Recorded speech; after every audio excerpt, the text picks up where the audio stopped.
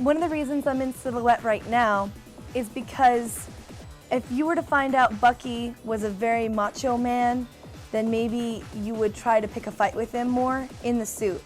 Or if you found out that Bucky was a female, then maybe you would react to him different or lose respect for the mascot because you could push him around and get away with more. There's two extremes and we don't want any of that to happen, so you should just respect Bucky as Bucky.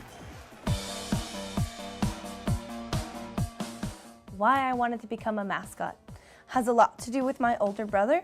He's 3 years older than me, and he actually took on the role of Big Mac the Battling Bulldog from McAllen High School. And I thought it was really interesting. He was energetic and lively, and the audience loved him, and I wanted to be just like him. Oh, it is love from the first time I set my eyes upon yours, thinking of easy love. It's key to have emotions. Bucky in love would be pounding of his heart and trying to run around in circles to get attention, bucking, all of that. To have Bucky sad would be covering his eyes, his knees shaking, and very embarrassed. To be scared, you might see him jumping up and down or trying to run away from whatever it is.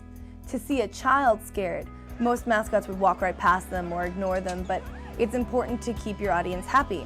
So to get down on one knee, reach out a hand, and try to get your audience back to where you were. To see Bucky angry is very rare because you're trying to uphold a positive image, but you could see him fold his arms or start strutting his stuff back and forth. To see Bucky tired is also you wouldn't see because he has to be energetic to keep the audience involved and pumped up.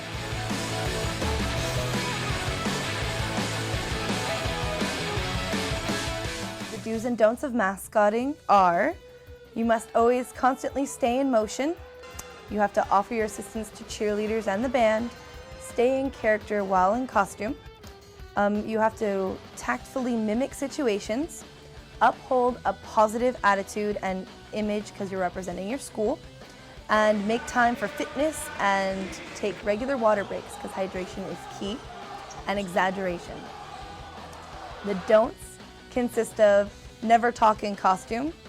Offering use of other costumes jeopardizes your personality and character. For example, the Wisconsin Badger loaned his costume out because a friend of his asked if he could borrow it for a Halloween costume. And the next morning, the mascot was arrested because he was told he robbed a bank. He didn't do it, the person that borrowed the costume did, and he was arrested because he is the mascot. Never use lewd or obscene gestures, and only the mascot should see the character transaction. Like, no one can see transition. You change from yourself to the mascot. It's just not done because you scare children, you confuse your audience. And the reason mascots only have 4 fingers is so you can't make any lewd gestures and flip anybody off.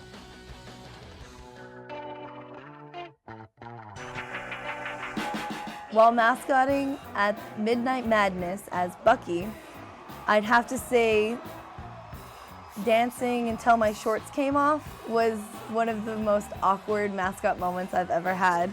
It was awkward because I had no idea that it fell and the audience was roaring and the other mascots were bowing down. And I had no idea. I was like, okay, you know, I'm here, I'm in the house. And then I realized they were screaming because I was half naked. It was awkward because a cheerleader came and fixed it. I played it off and it still seemed pretty funny, but I have to admit it was pretty awkward.